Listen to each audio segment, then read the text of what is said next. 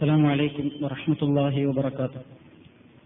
الحمد لله رب العالمين، نحمده ونستعينه ونستغفره ونستهديه ونؤمن به ونتوكل عليه، ونعوذ بالله من شرور أنفسنا ومن سيئات أعمالنا، من يهده الله فلا مضل له ومن يضلل فلا هادي له، وأشهد أن لا إله إلا الله وحده لا شريك له، وأشهد أن محمدا عبده ورسوله أرسله بالهدى ودين الحق ليظهره على الدين كله ولو كره المشركون. اللهم صل على محمد وعلى آل محمد كما صليت على إبراهيم وعلى آل إبراهيم إنك حميد مجيد. اللهم بارك على محمد وعلى آل محمد كما باركت على إبراهيم وعلى آل إبراهيم إنك حميد مجيد.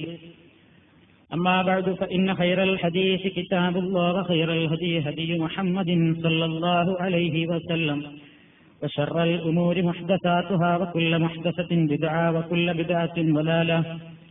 أعوذ بالله من الشيطان الرجيم. بسم الله الرحمن الرحيم.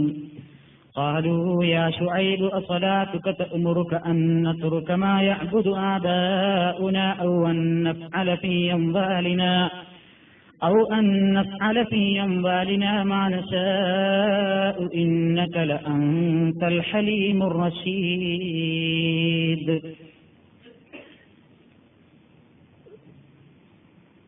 സഹോദരന്മാരെ, സുഹൃത്തുക്കളെ, ഒരു ചെറിയ ഇടവേളയ്ക്ക് ശേഷം നമുക്ക് വീണ്ടും കണ്ടുമുട്ടാനും നാം തുടങ്ങിവെച്ചിരുന്ന വിഷയം തുടർന്നുകൊണ്ട് ചർച്ച ചെയ്യുവാനും അവസരം ലഭിച്ചിരിക്കുകയാണ്. നമസ്കാരം എന്ന വിഷയത്തെ സംബന്ധിച്ചായിരുന്നു നമ്മൾ വിശദീകരിച്ചുകൊണ്ടിരുന്നത്. നമസ്കാര സംബന്ധമായി അതിന്റെ ഷർത്തുകൾപ്പെട്ട പ്രധാനപ്പെട്ട വുളൂ, ശുദ്ധീകരണം, അതോടനുബന്ധമായിട്ടുള്ള വിവിധ വിഷയങ്ങൾ നമ്മൾ വിശദീകരിച്ച് അവസാനിപ്പിച്ചിട്ടുണ്ട്. നമസ്കാരം എങ്ങനെ നിർവഹിക്കണം എന്നത് മുതൽക്കാണ് ഇനി ചില ക്ലാസുകളിലൂടെ നിങ്ങളുടെ ശ്രദ്ധയിൽ കൊണ്ടുവരാൻ ഞാൻ ഉദ്ദേശിക്കുന്നത്. നമസ്കാരം നിർവഹിക്കാൻ നിൽക്കുന്ന നമ്മെ സംബന്ധിച്ചിടത്തോളം ഇതിന്റെ നിയമങ്ങളും ഷർത്തുകളും ഫർളുകളും സുന്നത്തുകളുമെല്ലാം വ്യക്തമായി മനസ്സിലാക്കുന്നതോടൊപ്പം തന്നെ നമ്മുടെ സജീവമായ ശ്രദ്ധ പതിയേണ്ടുന്ന ഒരു മേഖലയാണ് നമസ്കാരം കൊണ്ട് ഉദ്ദേശിക്കുന്ന നേട്ടം നമ്മുടെ ജീവിതത്തിൽ ഉണ്ടാക്കിയെടുക്കാൻ സാധിക്കുന്നുണ്ടോ എന്ന് ചിന്തിക്കേണ്ടത് അത്യാവശ്യമാണ്. ഇന്ന് പലപ്പോഴും നമസ്കാരത്തെ സംബന്ധിച്ച് ജനങ്ങളെ ഉത്ബുദ്ധരാക്കുമ്പോൾ നമസ്കാരം ബാത്തിലായി പോകാതിരിക്കുവാനുള്ള നിയമങ്ങളും അതിന്റെ കർമ്മശാസ്ത്ര സംബന്ധമായ കാര്യങ്ങളും നമ്മൾ വിശദീകരിക്കാറുണ്ട്. അത് വളരെ അത്യാവശ്യവുമാണ്. എന്നാൽ അതോടൊപ്പം നമ്മുടെ ഈ നിർവഹിക്കപ്പെടുന്ന ഈ നമസ്കാരം, അതുകൊണ്ട് അല്ലാഹു സുബ്ഹാനഹു വ തആല ഒരുപാട് ലക്ഷ്യങ്ങൾ അവന്റെ ഗ്രന്ഥത്തിലൂടെയും പ്രവാചകൻ സല്ലല്ലാഹു അലൈഹി വസല്ലമിന്റെ ഒരു വാക്യങ്ങളിലൂടെയും നമ്മെ പഠിപ്പിക്കുകയും ഉണർത്തുകയും ചെയ്തിട്ടുണ്ട്. ആ ലക്ഷ്യങ്ങൾ നേടുവാൻ നമ്മുടെ നമസ്കാരത്തിന് സാധിക്കണം. അതിന് വളരെ പ്രധാനമായി നിസ്കാരത്തിന്റെ ചൈതന്യം എന്താണ്, നിസ്കാരത്തിന്റെ റൂഹ്, അതിന്റെ ആത്മാവ് എന്താണ്, എന്ത് ലക്ഷ്യമാണ് റബ്ബുൽ ആലമീൻ നമ്മെ കൊണ്ട് നമസ്കരിപ്പിക്കുന്നതിലൂടെ ഉദ്ദേശിച്ചിട്ടുള്ളത് എന്താണ്, എന്ത് നേട്ടമാണ് നമ്മുടെ നമസ്കാരം കൊണ്ട് നമ്മുടെ ജീവിതത്തിൽ ഉണ്ടായിത്തീരേണ്ടത്, ഇതൊക്കെ നമ്മൾ ആലോചിക്കേണ്ടതാണ്. ആ വിഷയത്തിലേക്കുള്ള ഒരു ചെറിയ സൂചന മാത്രം നിസ്കാര നിർവഹണത്തിന്റെ മസലകൾ വിശദീകരിക്കുന്നതിന്റെ മുമ്പ് നിങ്ങളെ ഓർമ്മപ്പെടുത്താനാണ് ഞാൻ ഉദ്ദേശിക്കുന്നത്. പരിശുദ്ധ ഖുർആനിൽ അല്ലാഹു സുബ്ഹാനഹു വ തആല പറയുന്നു, നിസ്കാരത്തെ സംബന്ധിച്ച് പറഞ്ഞപ്പോൾ അഖിമിസ് സ്വലാത്ത ലിദിക്രി, നിസ്കാരം നീ നിർവഹിക്കുക, ലിദിക്രി, എന്നെ സ്മരിക്കുവാൻ വേണ്ടിയാണ് നീ നിസ്കരിക്കേണ്ടത്. അപ്പൊ നമസ്കാരം അല്ലാഹു സുബ്ഹാനഹു വ തആലയെ സംബന്ധിച്ചുള്ള ദിക്ർ ഒരു മുഅ്മിനിന്റെ മനസ്സിൽ പച്ചപിടിച്ച് നിർത്തുവാൻ വേണ്ടിയുള്ള വളരെ ഏറ്റവും വലിയ ഒരു ശ്രമത്തിന്റെ ഭാഗമാണ് എന്നാണ് നമ്മൾ മനസ്സിലാക്കിയിരിക്കേണ്ടത്. അള്ളാഹുവിനെ പറ്റിയുള്ള ഓർമ്മ മനുഷ്യന്റെ ജീവിതത്തിൽ ഏത് സമയവും അവന്റെ ഹൃദയത്തിൽ നിറഞ്ഞു നിൽക്കുവാൻ വേണ്ട രൂപത്തിലാണ് നിസ്കാരങ്ങളുടെ സമയങ്ങൾ ക്ലിപ്തപ്പെടുത്തിയിട്ടുള്ളത് എന്ന് നമസ്കാരത്തിന്റെ സമയങ്ങളെ സംബന്ധിച്ച് വിശദീകരിച്ച മധ്യേ നമ്മൾ വിശദീകരിച്ചിട്ടുണ്ട്. ഒരു മുഅ്മിനിന്റെ ജീവിതത്തിന്റെ തുടക്കം ഒരു ദിവസത്തിൽ അവൻ പ്രഭാതത്തിൽ ഉണരുമ്പോഴാണ്. ആ സമയത്ത് സുബഹി നിസ്കാരം നിർവഹിക്കുന്നതിലൂടെ അള്ളാഹുവിനെ പറ്റിയുള്ള ചിന്ത കൊണ്ടാണ് ഒരു മുസ്ലിമിന്റെ ഒരു ദിവസം ആരംഭിക്കുന്നത്. തുടർന്നുകൊണ്ടവൻ പ്രഭാത പ്രാർത്ഥനയ്ക്ക് ശേഷം ജീവിതത്തിലെ ജീവിതായോധന രംഗത്ത് അവന്റെ പ്രശ്നങ്ങൾക്കും പ്രയാസങ്ങൾക്കും പരിഹാരം കാണുവാൻ വേണ്ട അധ്വാനങ്ങളിലും ശ്രമങ്ങളിലും ഏർപ്പെടുകയാണ്.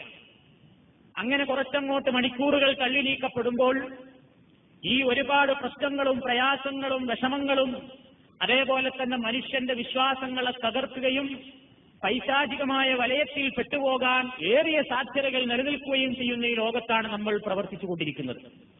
അതുകൊണ്ട് തന്നെ സുബഹിക്ക് കിട്ടിയിട്ടുള്ള വീര്യം നഷ്ടപ്പെടാൻ മണിക്കൂറുകൾ താമസമേ ഉണ്ടാവുകയുള്ളൂ.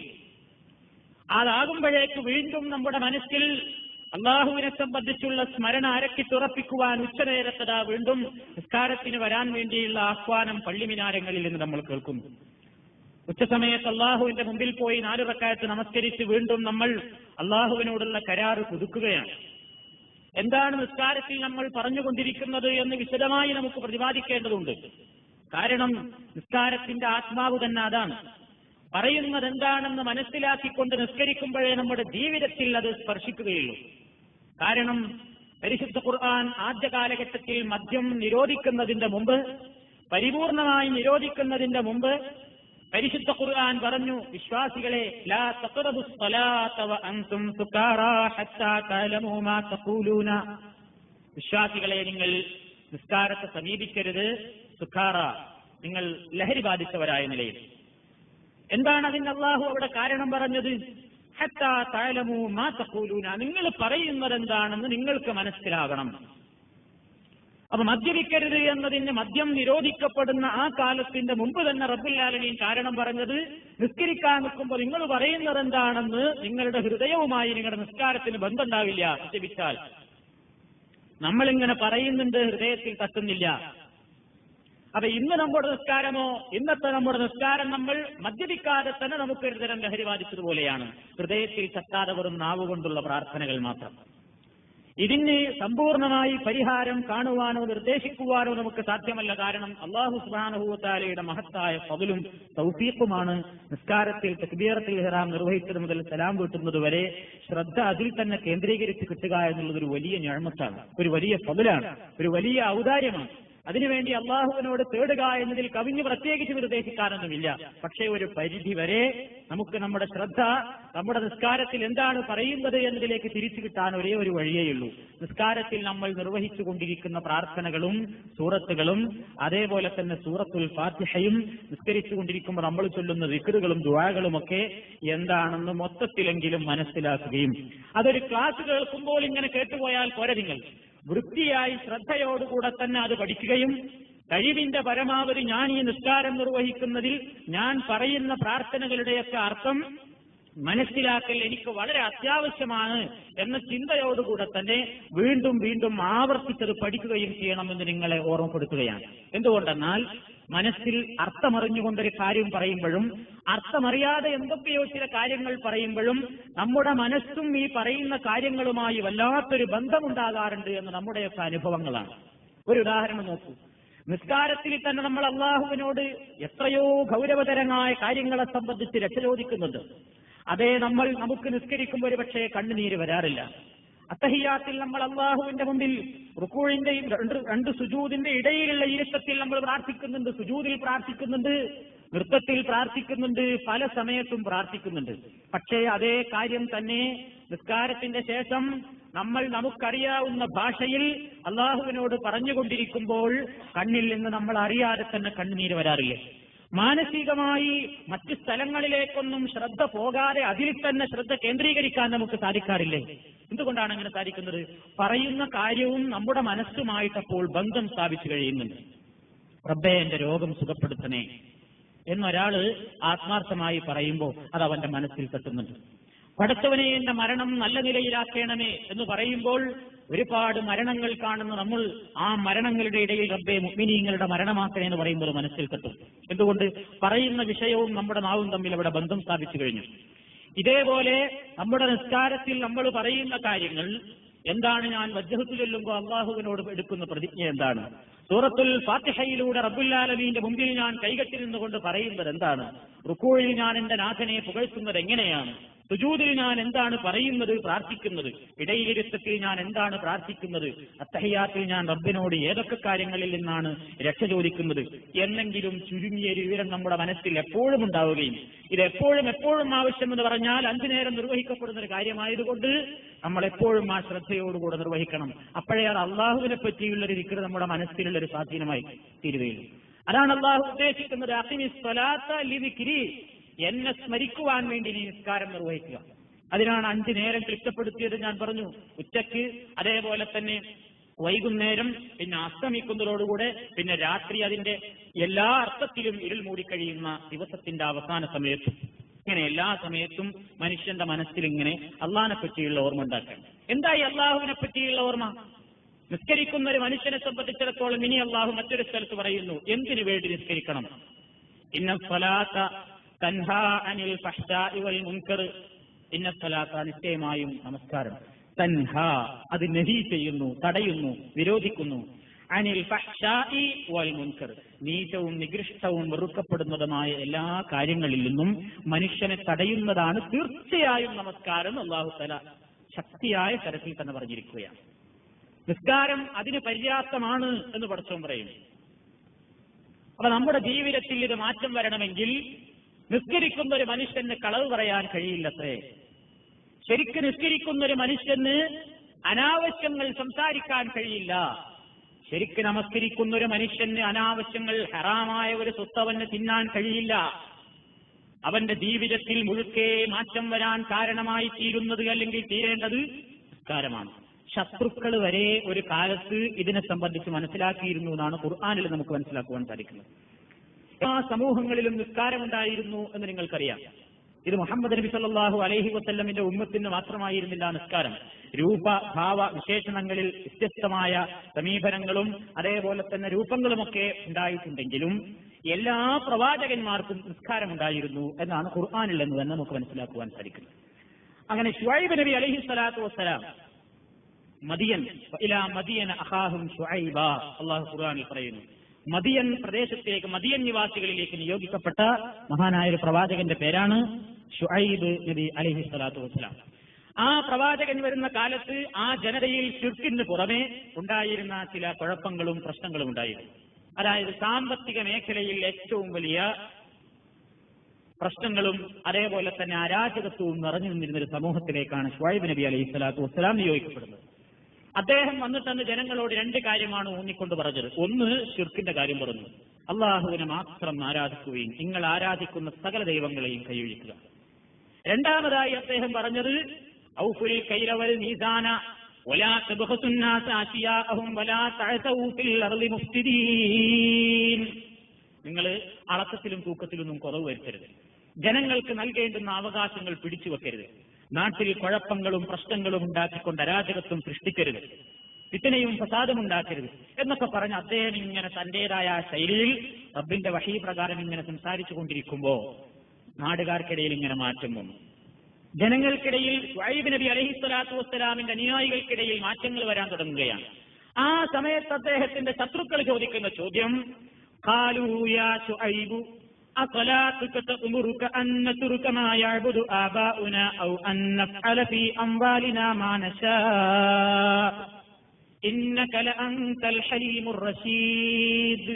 ഇത് സൂറത്തുൽ ഹൂദിലെ 88-ാമത്തെ ആയത്തായിട്ട് അല്ലാഹു തആല പറയുന്നുണ്ട്. ഈ ജനങ്ങൾക്കിടയിലുള്ള ശുഐബ് നബിയിലും അദ്ദേഹത്തെ പിൻപറ്റിയ അനുയായികളിലും ഒരുപാട് മാറ്റങ്ങളൊക്കെ കണ്ടപ്പോൾ ഈ ജനത ചോദിക്കുകയാണ് അത്ഭുതത്തോടുകൂടെ, യാ ശുഐബ്, അല്ലയോ ശുഐബേ, ആ സ്വലാത്തുക, നീ നിസ്കാരം എന്ന് പറഞ്ഞൊരു കാര്യം നിർവഹിക്കുന്നുണ്ടല്ലോ, ആ നമസ്കാരമാണോ തഅ്മുറുക നിന്നോട് കൽപ്പിച്ചത്, അന്നതുറുക്കമായ ആബാഉന, ഞങ്ങളുടെ കാരണവന്മാരായി ആരാധിച്ച് ബഹുമാനിച്ചിരുന്ന ദൈവങ്ങളെയെല്ലാം കൈയൊഴിക്കണം ഞങ്ങൾ എന്ന് ഞങ്ങളെ ഉപദേശിക്കാൻ നിനക്കുള്ള പ്രേരക ശക്തി നിന്റെ നിസ്കാരമാണോ? അതേപോലെ തന്നെ ഞങ്ങൾ സമ്പാദിച്ചുണ്ടാക്കിയ ഞങ്ങളുടെ സ്വത്തുക്കളിൽ ഞങ്ങൾ ഇഷ്ടപ്പെടുന്ന പ്രകാരത്തിൽ വിനിമയവും കൈകാര്യവും ഇടപാടുകളും നടത്തുന്നതും പാടില്ല. ദൈവത്തിന്റെ നിശ്ചയമനുസരിച്ചുകൊണ്ട് വിധിവിലക്കുകൾക്കനുസരിച്ചുകൊണ്ടായിരിക്കണം സാമ്പത്തിക മേഖല കൈയാളേണ്ടത് എന്ന് നീ പറയുന്നുണ്ടല്ലോ. ഈ സാമ്പത്തിക മേഖലയുടെ ശുദ്ധീകരണമൊക്കെ നിന്റെ ജീവിതത്തിൽ വരാനും കാരണം നിന്റെ നിസ്കാരമാണോ? ആരായി ചോദിക്കുന്നത് നോക്കണം. അക്കാലഘട്ടത്തിലെ വിശ്വാസികളല്ല. ശുഐബ് നബി അലൈഹിസ്സലാത്തു വസ്സലാമിന്റെ കഠിന ശത്രുക്കളാണ് ചോദിക്കുന്നത്. അള്ളാഹനെ മാത്രം ആരാധിക്കണം എന്ന് പറയാനും സാമ്പത്തിക മേഖല ശുദ്ധീകരിക്കണം എന്ന് ചിന്തിക്കാനും പറയാനും പ്രചരിപ്പിക്കാനും ഒക്കെ നിനക്ക് നിമിത്തവും പ്രേരകവുമായത് നിന്റെ നിസ്കാരമാണോ? എന്താ അവരങ്ങനെ ചോദിക്കാൻ കാരണം? നമസ്കാരം എന്നുള്ള ആ വിഷയം, നിസ്കാരം എന്നുള്ള ആ കർമ്മം അവരുടെ ജീവിതത്തിൽ ശത്രുക്കളെപ്പോലും ഞെട്ടിക്കുന്ന രൂപത്തിലുള്ള മാറ്റങ്ങൾക്ക് കാരണമായി. സാമ്പത്തിക മേഖല ശുദ്ധീകരിക്കാൻ നിസ്കാരം കാരണമാകുന്നത് എങ്ങനെയാ? അള്ളാഹുവിനെ മാത്രം ആരാധിക്കാൻ നിസ്കാരം കാരണമാകുന്നത് എങ്ങനെയാ? കാരണം നിസ്കാരം പറയുന്നത്, നിസ്കരിച്ച് സലാം വീട്ടിക്കഴിഞ്ഞാൽ പുറം ലോകത്തെത്തിയാൽ പറയുന്ന കാര്യങ്ങൾ അത് 100% പുലർത്തിക്കൊണ്ട് പ്രായോഗിക രംഗത്ത് അതേ രൂപത്തിൽ തന്നെ ജീവിക്കുമ്പോ സാമ്പത്തിക മേഖലയിൽ കുഴപ്പമുണ്ടാക്കാൻ അവനെക്കൊണ്ട് സാധ്യല്ല. അതേപോലെ തന്നെ റബ്ബിനെ അല്ലാതെ ആരാധിക്കാൻ സാധ്യല്ല. അള്ളാഹു വലിയവൻ, അള്ള മാത്രം വലിയവൻ, അള്ളാഹ്ക്ക് മാത്രം ആരാധന, അള്ളാഹുവിനോട് മാത്രം സഹായാഭ്യർത്ഥന, അള്ളാഹുവിനെ മാത്രം നേർച്ച, അള്ളാഹുവോട് മാത്രം പ്രാർത്ഥന എന്നൊക്കെയുള്ള കാര്യങ്ങൾ ഇങ്ങനെ ആവർത്തിച്ച് പറയുന്ന ഒരു മനുഷ്യന് നിസ്കാരത്തിന്റെ ശേഷം പിന്നെ മറ്റൊരാളോട് പ്രാർത്ഥിക്കാനാവില്ല. റബ്ബേ, എന്റെ ജീവിതവും എന്റെ മരണവും എന്റെ എല്ലാ പ്രവർത്തനങ്ങളും നീ പൊരുത്തപ്പെടുന്ന വഴിയിലേ ഞാൻ ചെലവഴിക്കുകയുള്ളൂ എന്ന് പ്രതിജ്ഞ പുതുക്കുന്ന മനുഷ്യന് നിസ്കാരത്തിന്റെ ശേഷം പിന്നെ സാമ്പത്തിക മേഖലയിൽ അഴിമതി നടത്താനും വഞ്ചന നടത്താനും കൊള്ളലാഭമെടുക്കാനും അതേപോലെ തന്നെ കരിഞ്ചന്തയും പൂഴ്ത്തിവെപ്പും അളത്തത്തിലും തൂക്കത്തിലും കൃത്രിമം കാണിക്കാനും പലിശ പുതിക്കാനും ആരാന്റെ സ്വത്ത് കയ്യേറാനും ഒന്നും മനസ്സ് വരില്ല. കാരണം ഞാൻ എന്റെ നാഥനോട് കൈകെട്ടി നിന്ന് ചില പ്രതിജ്ഞ എടുത്തിട്ടുണ്ടല്ലോ. ഒരു സാധാരണ മനുഷ്യനോട് വരെ 1-2 പ്രാവശ്യം പ്രതിജ്ഞ എടുത്താൽ ഇനിയും തെറ്റിനാൻ എങ്ങനെ ചിന്തിക്കുക മനുഷ്യ സഹജമാണല്ലോ. എങ്കിൽ പിന്നെ ദിനേന 5 ദിനം ഇങ്ങനെ പ്രതിജ്ഞ പുതുക്കി അതിന് യാതൊരു വീര്യവും തെറ്റി തീർക്കുവാൻ മനുഷ്യനൊരു പ്രയാസം ഉണ്ടാക്കും. അതാണ് കൃത്യമായിട്ട് നിസ്കരിക്കുന്നവന്റെ ആ നിസ്കാരം. ഇന്നസ്സലാത്ത, കൃത്യമായി നമസ്കരിക്കുന്നവന്റെ നമസ്കാരം തൻഹ, ആ നിസ്കാരം അവനെ തടയും. ഉണ്ടോ? ഇന്നസ്സലാത്ത തൻഹ എന്നാ അള്ളാഹു പറയുന്നത്. നിസ്കാരം അവനെ തടയും. അനിൽ ഫഹ്ശാഇ വൽ മുൻകർ, തെറ്റിയാലെഴുകുമ്പോഴൊക്കെ നിസ്കാരം. ഞാൻ എന്റെ നിസ്കാരത്തിന് പറഞ്ഞത്, ഞാനെന്താ റബ്ബിനോട് പ്രതിജ്ഞ എടുത്തത്, ഞാനെന്താണ് അള്ളാഹുവിന്റെ മുമ്പിൽ കുനിഞ്ഞു നിന്നുകൊണ്ട് പറഞ്ഞത്, ഞാനെന്താണ് അവന്റെ മുമ്പിൽ അത്തഹിയാത്തിരുന്നു കൊണ്ട് പറഞ്ഞത്, ഞാൻ എന്തൊക്കെയാണ് എന്റെ റുക്കോയിലും സുജൂദിലും അള്ളാഹിനോട് പറഞ്ഞിട്ടുള്ളത്, അതൊന്നും പൊതുവായിട്ട് യോജിക്കൂല എന്നൊക്കെ ഇങ്ങനെ ചിന്തിച്ച് ഓരോന്ന് ചിന്തിക്കുമ്പോഴും മനസ്സിൽ വരിക, നിസ്കരിച്ചു ഇനി നിസ്കരിക്കാൻ പോകണം. അപ്പൊ നിസ്കാരം ഇവനെ തടയും. എല്ലാ നീതവും നികൃഷ്ടവുമായ കാര്യം. ഈ ഒരു മാറ്റം മനുഷ്യന്റെ ജീവിതത്തിൽ നിസ്കാരം കൊണ്ട് നമുക്ക് കിട്ടണം. നിസ്കാരത്തിന്റെ മറ്റുള്ള എല്ലാ കർമ്മങ്ങളെക്കാളും ഉപരി ജീവൻ ഇതിനാണ്. അതിനാണ് അള്ളാഹു ഊന്നൽ നൽകിയിട്ടുള്ളത്. അത് അഫ്ലഹൽ മുഅ്മിനൂൻ അല്ലദീന ഹും ഫീ സ്വലാത്തിഹിം ഖാശിഊൻ. മുഅ്മിനീങ്ങൾ വിജയിച്ചിരിക്കുന്നു, തീർച്ചയായും മുഅ്മിനീങ്ങൾ വിജയിച്ചിരിക്കുന്നു. അവരുടെ നിസ്കാരത്തെ സംബന്ധിച്ച് പറഞ്ഞപ്പോ അള്ളാഹു ആദ്യമായി പറഞ്ഞത് അല്ലദീന സ്വലാത്തിഹിം ഖാശിഊൻ, അവർ അവരുടെ നിസ്കാരങ്ങളിൽ ഭയമുള്ളവരാണ്. നല്ല പേടിയോടുകൂടെ നിസ്കരിക്കും, ഭയത്തോടുകൂടെയാണ് അവർ നിസ്കരിക്കുന്നത് എന്നർത്ഥം. അപ്പൊ അള്ളാഹിന്റെ മുമ്പിലാണ് നിൽക്കുന്നത് എന്ന ചിന്ത ഉണ്ടാവണം. നബി സല്ലല്ലാഹു അലൈഹി വസല്ലം പറയാറുണ്ടായിരുന്നു, സല്ലി ഫലാത മുവദ്ദിഇൻ കഅന്നക തറാ ഫഇൻ ലം തകുൻ തറാഹു ഫഇന്നഹു യറാക. സല്ലി, നീ നമസ്കരിക്കണം. സ്വലാത്ത മുവദ്ദിഇൻ, ഒരു വിട പറയുന്നവനെ പോലെയുള്ള നിസ്കാരം നിർവഹിക്കണം. എന്താണ് പറയുന്നത്? പലപ്പോഴും നമ്മൾ ഇവിടെയുള്ള ഇമാമുകൾ പലപ്പോഴും നിസ്കരിക്കാൻ നിൽക്കുമ്പോൾ നമ്മളോട് ആ വാക്ക് പറയാറുണ്ട്. നമ്മൾ അതിന്റെ അർത്ഥം ചിന്തിച്ചോ ഇല്ലേ എന്ന് എനിക്കറിഞ്ഞുകൂടാ. പല ഇമാമികളും സ്വപ്പ് ശരിയാക്കാൻ പറഞ്ഞതിന് ശേഷം ജനങ്ങളോട് പറയുന്നത് കേൾക്കാം, സല്ലി സലാത്ത മുവദ്ദിഇൻ. നിങ്ങൾ പലപ്പോഴും കേട്ടിട്ടുണ്ടായിരിക്കും. എന്താണ് ആ പറയുന്നത്? നമ്മൾ ചിന്തിച്ചോ? സല്ലി, നീ നമസ്കരിക്കൂ സുഹൃത്തെ. സ്വലാത്ത മുവദ്ദിഇൻ, ഈ ലോകത്ത് നിന്ന് വിട പറയുന്ന ഒരുത്തനെ പോലെ നിസ്കാരം നിസ്കരിക്കും എന്ന് പറഞ്ഞാൽ നമുക്ക് നിസ്കരിക്കാൻ കൈകെട്ടി നിന്ന് സലാം കൂട്ടുമ്പോൾ നമ്മളെ മനസ്സിൽ വരണം, ഇതെന്റെ ജീവിതത്തിലെ ഒരുപക്ഷെ അവസാനത്തെ മഗ്‌രിബായിരിക്കും, ഇതൊരു പക്ഷേ എന്റെ ജീവിതത്തിലെ അവസാനത്തെ ഇശാ നിസ്കാരമായിരിക്കും, ഇതൊരു പക്ഷേ എന്റെ ജീവിതത്തിലെ അവസാനത്തെ സുബഹിയായിരിക്കും, ഇതൊരു പക്ഷേ എന്റെ ജീവിതത്തിലെ അവസാനത്തെ ദുഹ്റോ അസ്റോ ആയിരിക്കും എന്ന ചിന്ത വേണം. അപ്പോ ഇനി ഒരു നിസ്കാരം എനിക്ക് നിർവഹിക്കാൻ കിട്ടിയില്ലെങ്കിലോ, അതുകൊണ്ട് ഇതെന്റെ അവസാനത്തെ നിസ്കാരം, കഴിവിന്റെ പരമാവധി ഞാൻ തട്ടെ.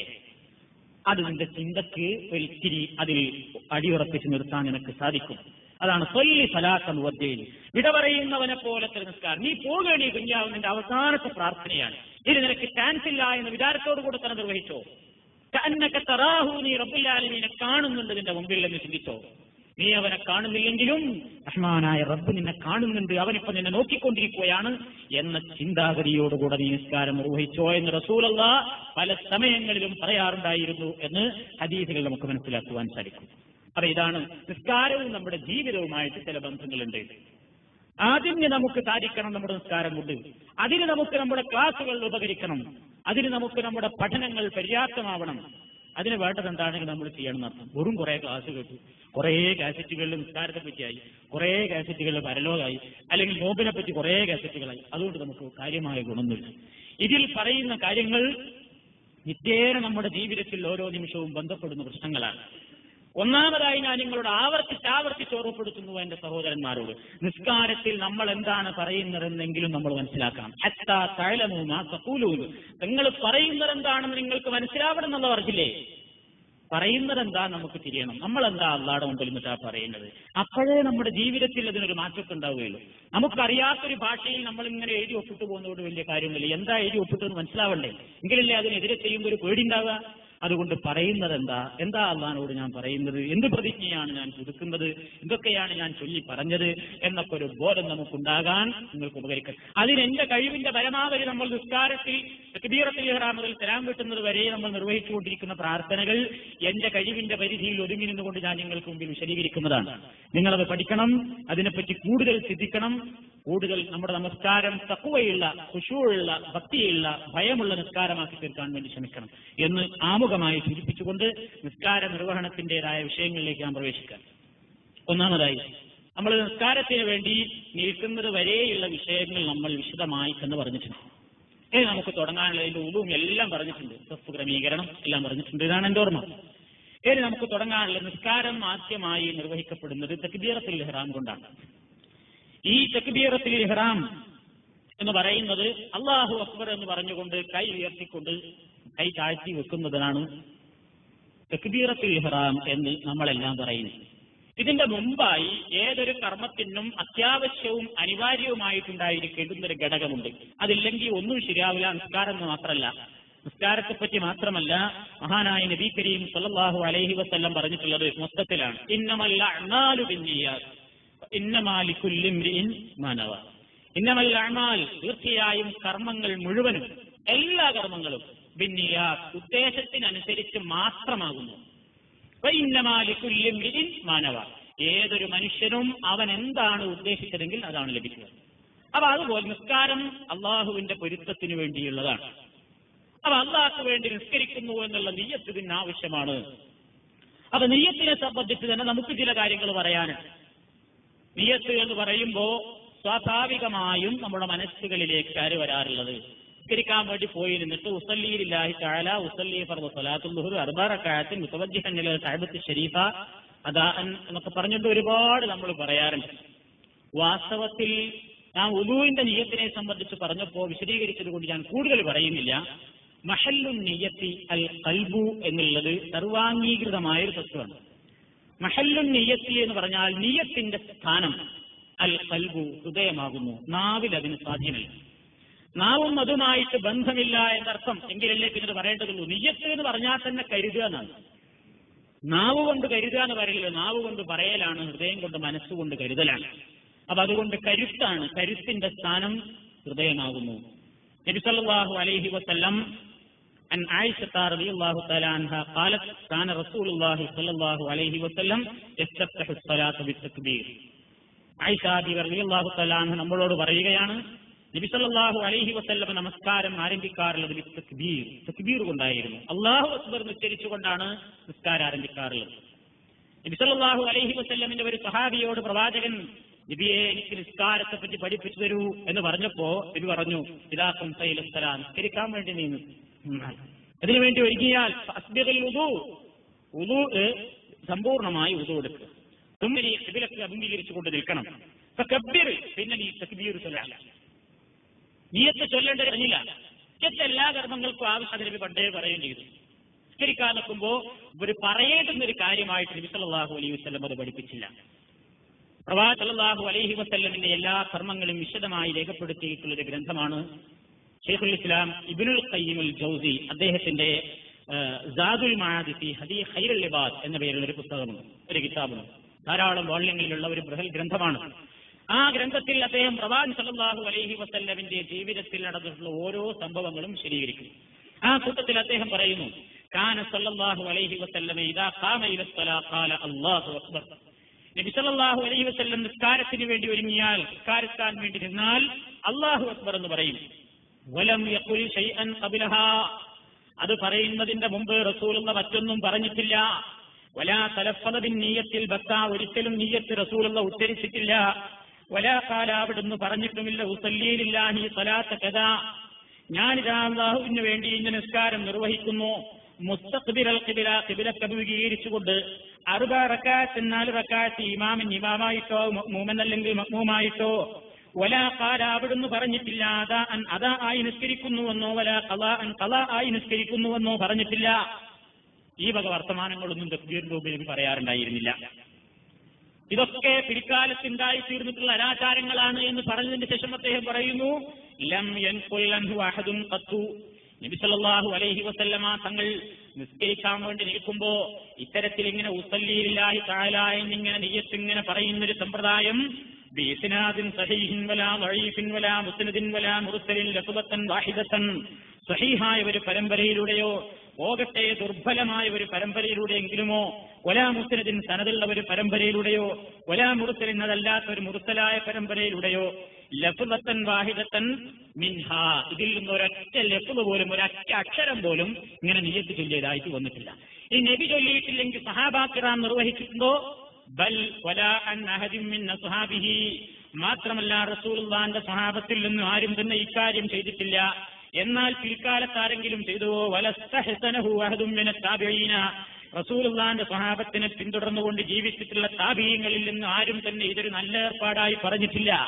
വലൽ അഇമ്മത്തുൽ അർബഅ, 4 മദ്ഹബിന്റെ ഇമാമിയങ്ങളും പറഞ്ഞിട്ടില്ല. പിന്നെ എവിടുന്നതുണ്ടായി? പിൽക്കാലത്താരോ ഉണ്ടാക്കിയതാണ് അർത്ഥം. എന്നിട്ട് ഇദ്ദേഹം പറയാൻ കുറെ കാര്യങ്ങൾ പറഞ്ഞതിന് ശേഷം പിന്നെ ഇദ്ദേഹം തന്റെ ചർച്ച ഇങ്ങനെ അവസാനിപ്പിക്കുകയാണ്.